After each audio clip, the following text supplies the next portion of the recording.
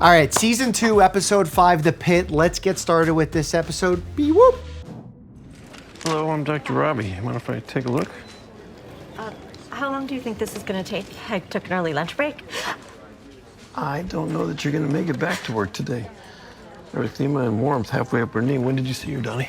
He didn't, I did. Yeah, so usually when a patient comes in with cellulitis, the go-to treatment is oral antibiotics. We don't even go for topical treatment once cellulitis is present. If it continues to spread past the demarcation that we usually draw using a skin marker, we say that this is spreading. It can potentially be resistant to the oral antibiotics that we chose, or perhaps the oral antibiotics are not strong enough, reaching enough the skin, the tissues that are being impacted. So we do IV antibiotics to prevent that spread, not just in the skin, but also to prevent the spread to other parts of the body, bones, joints, etc. About 4 hours ago, I gave her a dose of Keflex, told her to come back if things got worse. That's a cephalosporin, one of the classic agents that we use for cellulitis. But you always have to wonder if a patient has risks for developing cellulitis from MRSA. So a patient that's a healthcare worker, someone that resides in a long-term care facility or works in a long-term care facility, these are risk factors for having MRSA, which is a type of bacteria that is resistant to certain antibiotics. You need to think of coverage for that. And traditionally, we use doxycycline or Bactrim as coverage to cover for MRSA bacteria. Things have definitely gotten worse. Dana, what's open? Trauma 2. Jesse, can you get her started in trauma 2 with some Vanco and blood cultures, please? Got it, boss. So the reason he's starting with Vanco is he's starting with a big gun. Usually with bacterial infections in the hospital, we start with an antibiotic in a serious infection, not for mild. We start with a big antibiotic that's broad, that covers a lot of different bacteria. And then as we get cultures back, we're able to identify the organism. We can narrow down which antibiotic we're giving so that we're not creating and fueling more antibiotic resistance. Consider the diagnosis of aortic aneurysm or dissection. Got a new one for you in 13. I'm 20 charts behind, and the new attending is threatening to make me repeat a year if I can't catch up. It's really hard to get your charts done while you're working. A lot of times doctors are spending time after their shift. There's a really great stat somewhere, maybe we could pop it up on screen, how much time for each patient a doctor has to spend after hours charting for that visit. Crimea River, old lady with bad abdominal pain. Somebody's got to see her. Dana, please do me a solid. Holiday weekend. Westbridge is down in our waiting rooms on overdrive. I'm sorry, but your charting's going to have to wait until after your shift. Ogilvy, Dr. Santos needs you to pick up a new patient in 13. Yes, ma'am, I'm on it. That's where med students really do shine. When you're having patients wait for a long period of time, they can do the preliminary assessment, have that conversation with the patient, present it to the resident. The resident then can go see the patient, and they should not rely on the med student's assessment, and then present that to their attending with a plan in mind. Hypoactive bowel sounds, soft with moderate tenderness in the left lower quadrant. He's saying that the bowels are not moving normally. That's when you say that you have hypoactive bowel sounds. Soft, non-tender is reassuring because that's less likely that a patient is having an acute abdomen from, let's say, diverticulitis, colitis, appendicitis, all the itises. Mrs. Randolph, you said you don't take Percocet every day, but when was the last time you took some? Maybe 3 or 4 times last week.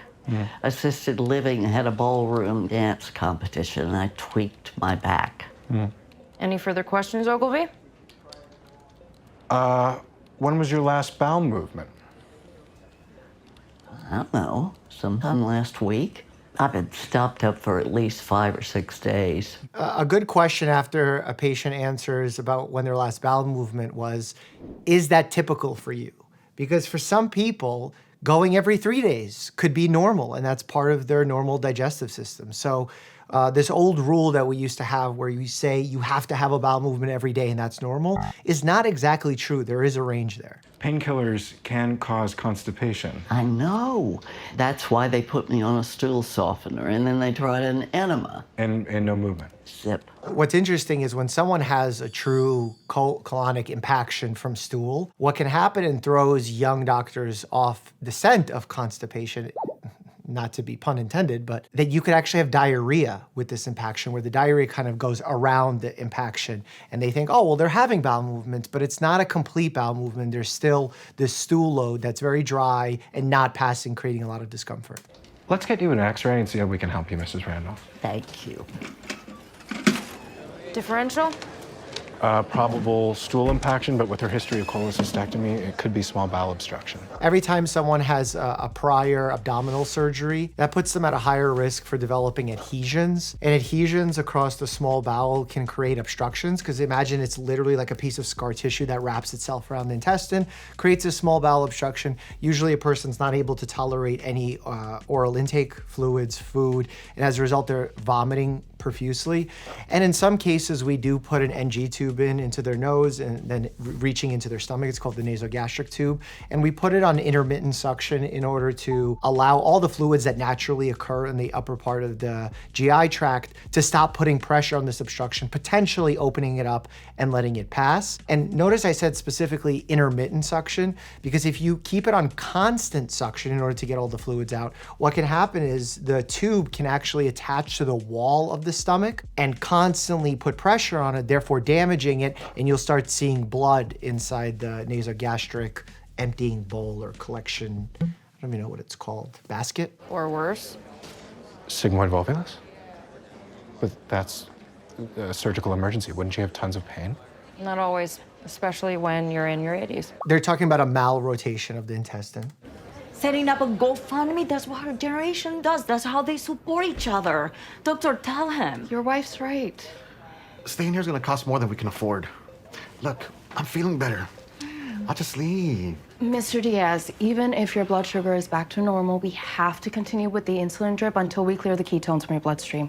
Otherwise, you could experience electrolyte disorders, heart and kidney problems. More. That's why when a patient comes in with DKA, a lot of times they don't stay in the ER for long and they get admitted into the ICU, because this type of electrolyte management needs to be very carefully managed, because you could easily overdo it or underdo it, leading to, as she said, cardiac or kidney failure. I'll make you a deal. You agree to stay on the insulin drip, and I'll go find our case manager to discuss cost-cutting options for your stay. Deal. And I'm sitting here making sure he doesn't move. You should go look for Anna. I can find her. BRB. Hang in, Vanco. What's Vanco? A really strong antibiotic to kill skin germs. And we generally only give vancomycin IV. There is one indication that you give it orally, and that is for the treatment of C. difficile, which is a type of bacteria that can cause one of the meanest forms of diarrhea in patients. It's very transmissible. That's why if there's a patient who has it on service, we have contact precautions. We're not just using hand sanitizer, we're washing our hands to get rid of those spores. The reason we give vancomycin orally in those situations is because it's not well absorbed, so its action actually happens inside the intestine, which is what we would want in a C. diff infection, but not in a skin infection where we need it to be absorbed. That's why we give it IV. Let's send off a CBC, blood cultures, and CMP. And also lactic acid, CRP, and calcitonin. But she's not febrile, not tachycardic, no evidence of SIRS. They're debating whether or not she has criteria matching for sepsis, which is basically an overreaction to an infection by the body, which can lead to septic shock and organ failure and ultimately death if you don't act quick enough. So time is of the essence there. What's SIRS? Systemic inflammatory response syndrome. We used to make the diagnosis of sepsis by saying they need to have this criteria of SIRS plus a source of infection. And for some billing purposes, we still do that, but there are new recommendations that we use to make the diagnosis of sepsis using the sepsis 3 criteria with the acronym SOFA. And technically, that is the more accurate way to make the diagnosis of sepsis. An exaggerated defense response. Sorry, what? Sometimes the human body can have an overreaction to an infection, so we're going to monitor you and make sure that this does not progress. That is very aggressive, given the fact that, yes, the skin redness is worsening, but unless she has signs of liver failure, kidney failure, and organ damage, significant white blood cell count, vital sign disruption, it's going to be very unlikely that it is sepsis. But maybe he knows something I don't know, because a lot of this is based on clinical judgment. It's my boss. Sorry, I have to take this or he's gonna fire me. Hello? No, I'm still at the hospital. I'm being seen right now. Ow. No, they just stuck me with a needle. I don't know. You want to talk to them? I love that he just goes, nah. Second IV's in. No, I'm not overreacting. My body's overreacting. That's actually a very valuable point, because that's what sepsis technically is. This is Dr. Michael Rabinovich. I am the chief of emergency medicine at PTMC. If you fire her, she will sue you, and I will testify on her behalf. Okay. Well done. I am getting concerned. This is a millimeter past the line. Or my line was sloppy. Any increase in pain? Oh. Okay, sorry. Let's try morphine. White count's only 10,000. It'd be over 12 for SIRS. There are other criteria. Still afebrile. Did you ask about past history of MRSA? They're really spending a lot of time dedicating themselves to a patient with a rash. And that's probably signaling that something's gonna happen with this patient, but in reality in a hospital, you take a look, you get the vitals, you get the initial lab results, and you make a plan. Not specifically, but she's never been hospitalized. Any evidence of an immunocompromised state? No, she's healthy. Steroid use? Never. Maximum heart rate's only 89. Is that okay? That's good, very good. Stay with her, monitor her closely. If there's any change in her condition, come find me. I mean, any change. Why? He's so certain that something bad is about to happen. It's like he's in the writer's room. Roxy Hamler, 42, home hospice patient with a history of lung cancer. New onset tonic-clonic seizure with right lower leg pain. She hit it on the coffee table.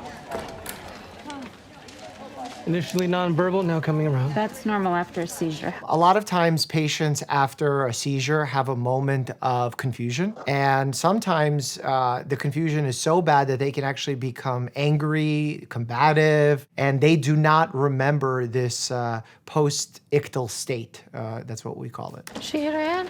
No, I was there. I caught her. No IV? Couldn't get one in. Give her 4 of Iron Versed for the seizure, 25 of Fent for the pain. Maybe an IO would do well here. This is an interosseous line where you could put into the tibia literally fluids going directly into the bone. It looks really painful, and I wouldn't say it's comfortable, but if done correctly, it's not really painful. In a situation where someone's hospice, it doesn't mean you do not treat this patient. It means you treat the patient's symptoms and you make sure that they're comfortable, and part of that can mean medical intervention. Gus Varney, 54, victim of assault with diffuse blunt trauma. He's got bruising to the face, the right chest, 10-centimeter laceration to the left arm. BP's 136/84, pulse 102, good sats, 95 on Romero. Reassuring, but obviously someone that needs to be scanned based on the mechanism of injury. Some sutures need to be put in, and we need to make sure that he's not bleeding internally. Gus, do you know who hurt you? One of the fine upstanding citizens of cell block 6. It's a deep lack through the muscle fascia. Can we get the cuffs off once he settles? Not a chance. Orange jumpsuit, he's cuffed for a reason. Some of these episodes can get quite bloody. I've worked in an inner city Brooklyn hospital when I was in my, I believe, third-year rotations in medical school, and there was a person who came in with an illegal firearm that ended up, I believe, shooting themselves by accident in the hand. While we were trying to help this individual because they were under some illicit substance use, they were waving their hand all over the place, blood went everywhere, and it's very difficult to manage, and you have to be careful for infection protection for yourself as a provider. Not just from open wounds, but also getting it into your eyes, your mouth, so you're wearing face shields, etc. 1, 2. Hold on. Go. 1, 2, 3. Ow, eat fast. They're doing a ultrasound to see if there's any internal bleeding. And they need to cut off all the clothing to make sure that they find all sources of bleeding and all potential avenues of trauma. Oh, weird bruise. Did he fall on something? Footprint. Got stomped. Jesus. Broken ribs can easily be a pneumothorax. You want to listen to the lungs and see if you have decreased breath sounds. If you do, that potentially warrants intervention, usually at the end by a chest tube. But a needle could do the trick initially. The airway's patent. Good lung sliding on the left. Ah, sorry. Good on the right, too. How are the lungs? Good breath sounds, no crepitus. Good, there's no air inside, which means in the chest cavity. Most people think there should be air in the chest cavity, and there should be air in lungs, but not in the chest cavity itself. That would mean that there's some kind of break either in the lung or in the chest wall. Whitaker, your assessment? Fractured left mandible, multiple rib fractures, complex forearm lac. Okay, log roll to the left, then pan scan. Where were you when Mr. Varney got assaulted? I just move him. I don't get to know him. CT's ready for us. They're checking for tenderness to palpation across the vertebrae in the, probably they're doing the entire spine, so the cervical, thoracic, lumbar, and sacral areas. And it's definitely extra because they're also going to be doing a pan scan, which they would be able to see all these vertebrae. And given the level of trauma that he had, you'd want to check all those areas for fractures on the scan. Okay, this redness is now a centimeter over that line, and this might be Ebola forming. Vanco takes a little time to work. Vital signs are still stable. 122/78. I got it. How are you feeling, Debbie? I'm feeling a little warm. There is a condition called red man syndrome, which happens if you give vancomycin by IV with too fast of an infusion. One of the treatments for it is actually slowing the rate of vancomycin infusion in order to decrease this flushing impact that happens. And it's pretty benign, but it is uncomfortable to the patient. Lactic acid 4.2. Oh, that is up. Okay. What's wrong? That can be a sign of a more serious infection, but the good news is we know what to do. Jesse, 2 liters of LR wide open. So they're giving fluids in order to decrease the impact from this infection, because when you're starting to experience sepsis, what ends up happening is you have metabolic disturbance as well as a circulatory disturbance, which ultimately can harm organs. This is severe sepsis. I know, but at 7 a.m. it was a simple cellulitis. Anyone want to give her Keflex? We could add carbapenem or Zosyn and broaden our antibiotic coverage. Okay, I got it. Thanks. Jesse, 1 gram meropenem, 900 milligrams Clinda, and page Dr. Garcia, please. Oh, Clinda is another good coverage for MRSA. What's going on? We're adding new antibiotics. It's serious. We want to get ahead of it and make sure it doesn't become serious.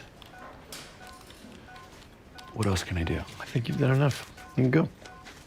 Interpersonal conflict is making this patient encounter worse than it needs to be. Hold out your hand, Louis. They're worried about alcohol withdrawal, and in his case, delirium tremens. A little shaky. Oh, I can take care of it myself if you cut me loose right now. Well, he would actually solve it by drinking alcohol, and the doctor would give Librium, which is a benzo medication, to decrease the side effect of the alcohol withdrawal. Let's get Louis 50 milligrams of Librium. I'll put in the order. I will get it from the PDFs. Oh yeah, that is a little awkward. Was negative for both. I considered the diagnosis of cauda equina syndrome. You writing the great American novel? Charting needs to be a thoughtful balance between providing enough information and not too much information where it distracts you from patient care. And that's a tough line to teach. Who is the lucky patient? A unhoused woman with a bad cough. Ogilvy's all over it. Okay, deep breath in, blow it out real hard. You haven't heard enough already? I need to check for wheezing with forced exhalation. Wheezing is a sign of some kind of asthmatic process of reactive airways, because what can happen is due to inflammation and smooth muscle contraction, you get like thinner airways, and as a result, you hear this whistling, which people describe as wheezing. Cough is killing me. You smoke, Mrs. Yardley? Yeah, but I haven't been able to for a couple of days because of this cough. You ever consider quitting? You ever considered minding your own business? Not an unusual conversation in the ER, by the way. Well, the good news is that your test from earlier came back negative for both COVID and influenza, but I'm going to order a chest x-ray so that we can see what's really going on in those lungs. You got time to let us do that? Where the else do you think I gotta be? It's interesting. I think this is the second patient where they act like they just tested for COVID and flu.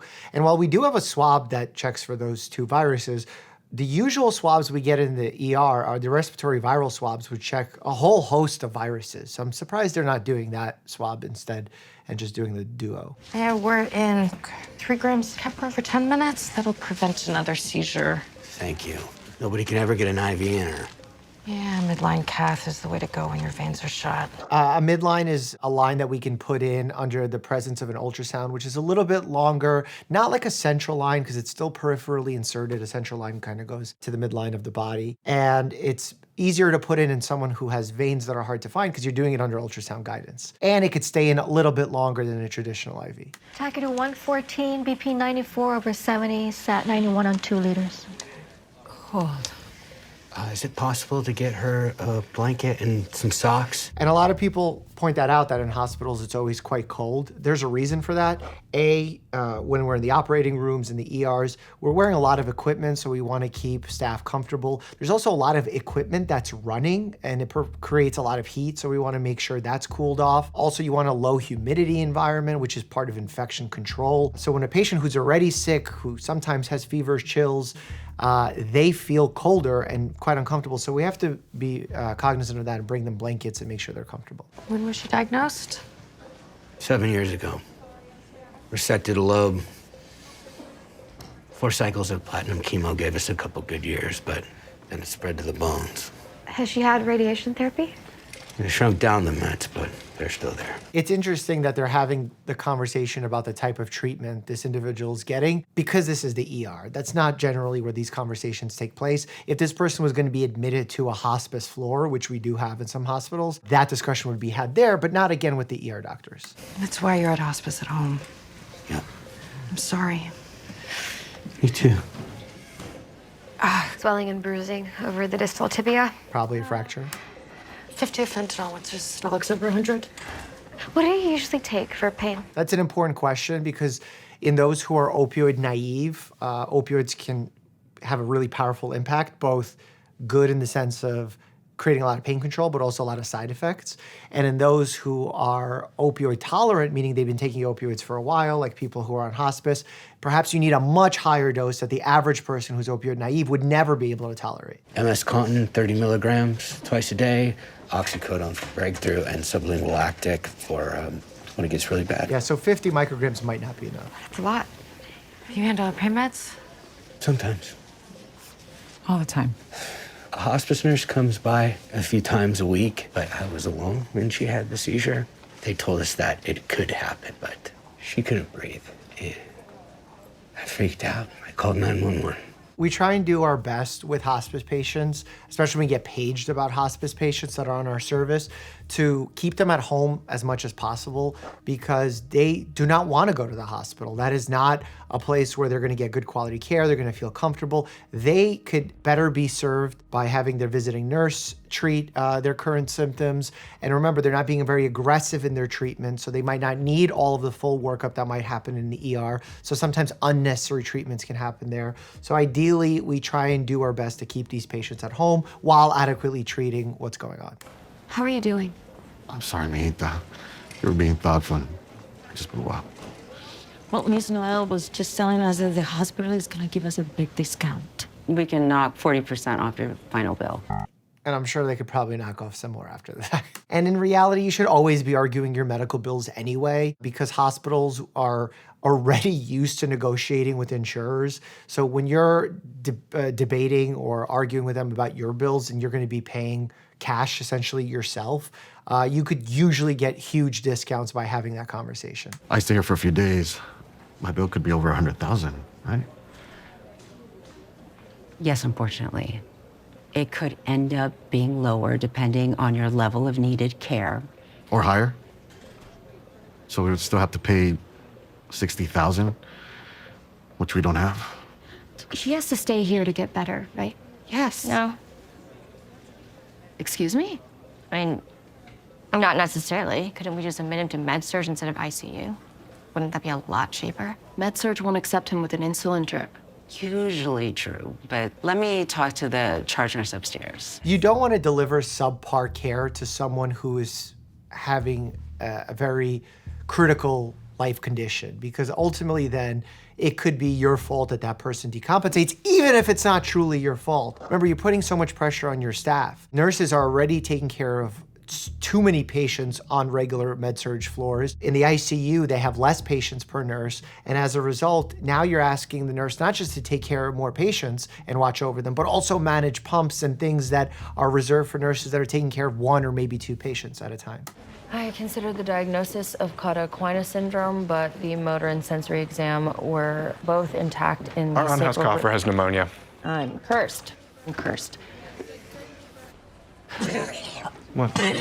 That is a cavitary lesion in the right upper lobe. Cavitary lesion in the right upper lobe in general, is tuberculosis until proven otherwise. So you're putting precautions, airborne precautions right away. You got to ask for a history of exposure. Someone who is homeless, you need to even think higher possibility that they have tuberculosis. There are other conditions that sometimes if you get a CAT scan, you can lean towards. Even malignancy can appear with a cavitary lesion. Depending on the thickness of the cavitary lesion could point you in one direction versus another. Traditionally, malignancies are thicker and tuberculosis ones are thinner walled. There's fungal cavitating lesions. There's even septic emboli where you can get these clots, but usually there's multiple lesions in that regard. So the differential still here is broad, but you have to be thinking about tuberculosis. Active TB. What's next? AFB stain to confirm, move her to a negative airflow room, start her on meds. Call infection control and public health. It's a reportable disease, so you need to right away call the local health department to let them know. Dr. Langdon. Hey, man, Alex. Let's take a look.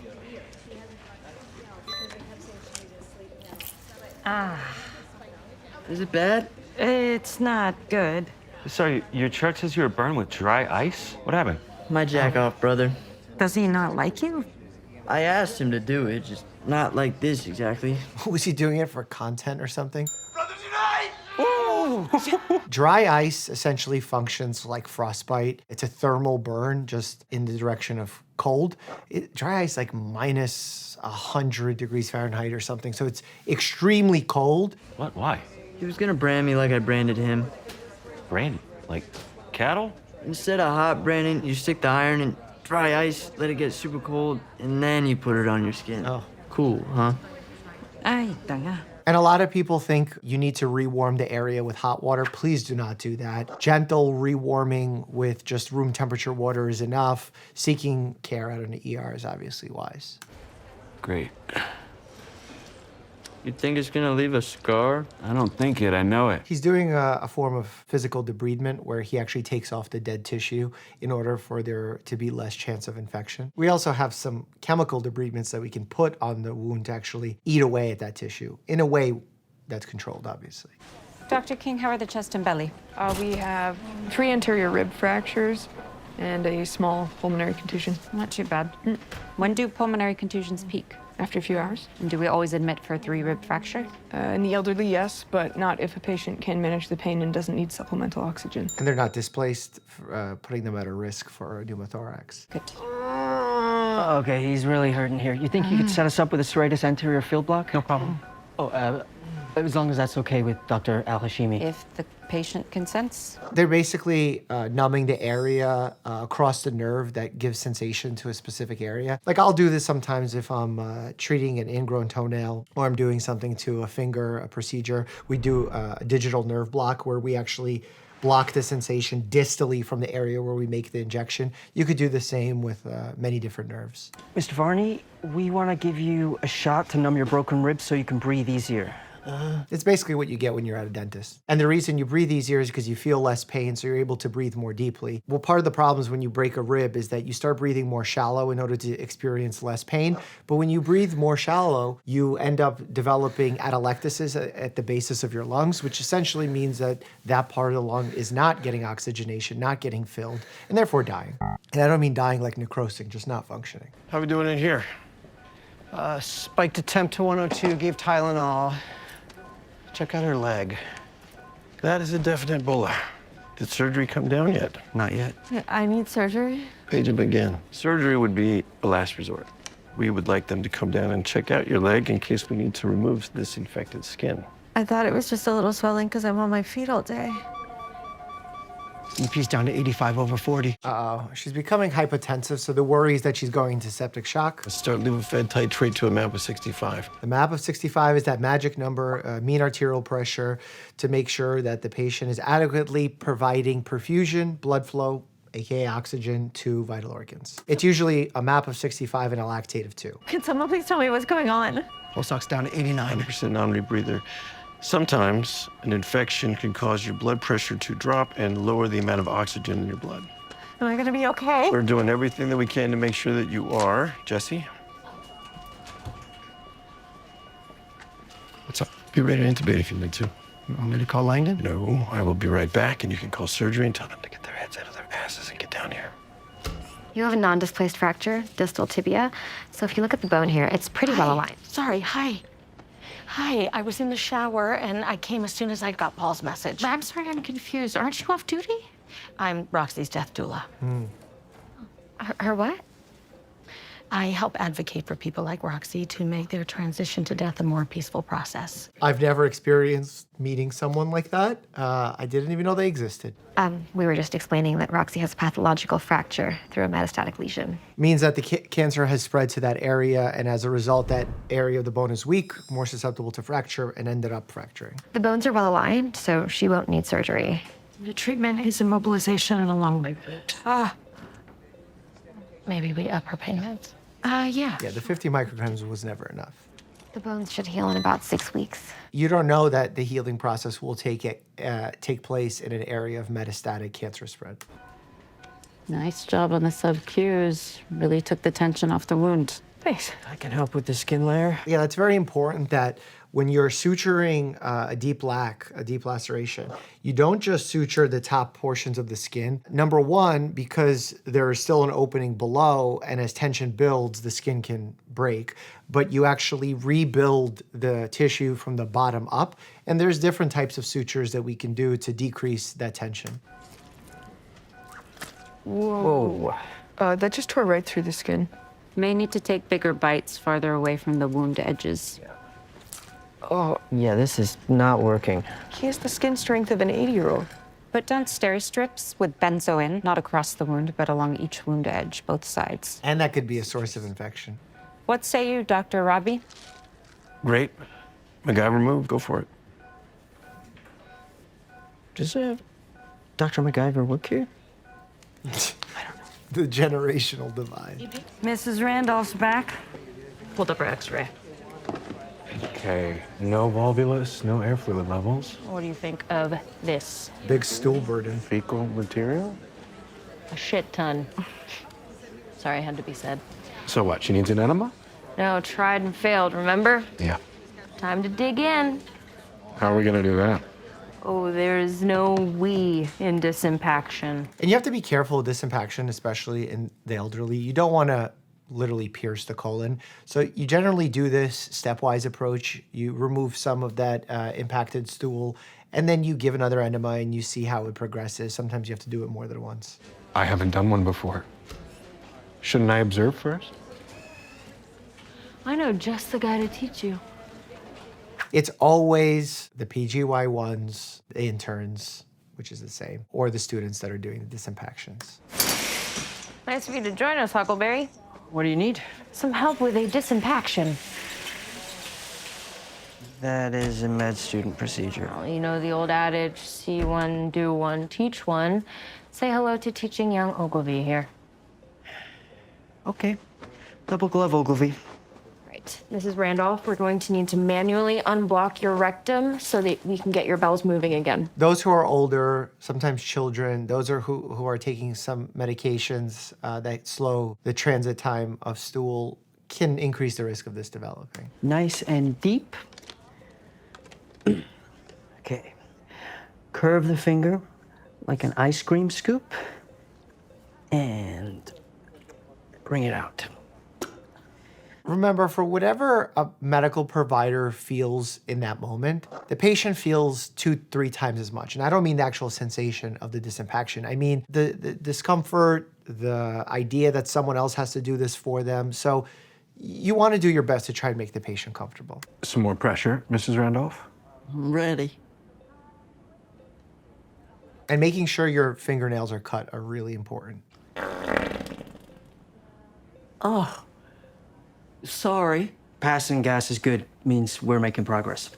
Does that mean that I can stop? No, nope, keep going. Interesting, when a patient is admitted for any kind of GI surgery, one of the things we have to wait for and document on the patient's interval notes is whether or not they are passing gas, because that means that the bowels are starting to move again.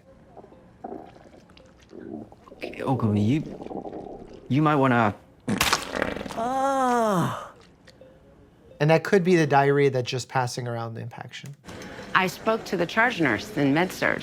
They can take Orlando today. Yes, that's wonderful. And 5 days on med-surg is gonna cut your hospital bill down by 2/3. And does he actually need to stay that long, or can we get him comfortable, have his metabolic gap close, anion gap close, and sugar normalize, and send him home? Morphine PCA looks ready to go. This should do the trick. Do you notice a difference? Better. Oh, great. Great. That's a pump that a patient can control their own analgesia. So it's patient-controlled analgesia. That's what PCA pump means. And it has a lockout feature so that a patient can't overdose themselves, but they can give it to themselves when they're feeling that they need it. And what's good about it is we actually see patients use less medication, and the medication is more effective because they're in control of it. Though you'll need more equipment for the house now that she can't bear weight on her leg. Okay, like what? A wheelchair to go to the bathroom, a shower chair, wall bars if you don't already have them, and a hospital bed could be helpful too. How do we get all that? You don't. I do. Generally, the pharmacies that have surgical supply as part of them, or perhaps as a sister location, they usually have a lot of these supplies. And we can write them as a prescription using like a miscellaneous order form. What's the status of your septic patient? Neck fash. Surgery's taking her up. Think they'll be able to save her leg? Right now, I'm just hoping they can save her life.